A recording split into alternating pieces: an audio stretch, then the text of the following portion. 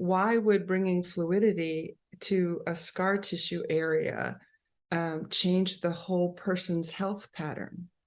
And so I started going down the rabbit hole. Because you have, when you're a body worker, you need to multitask. And what I'd say is not to work on the fascia of the fluid of the emotion, where is the primary?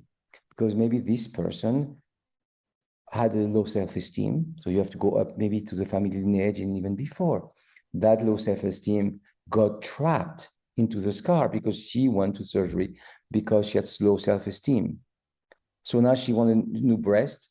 She has the scar, and in that scar, it's called the Koebner phenomenon. When you inside the scar, you can trap some toxin or you can trap some emotion even. Koebner. You're taking note. I'm writing it down. So this is now you are trapping there the emotion, and then you have trapping there the scar. You have the blockage of the lymphatics and extracellular fluid.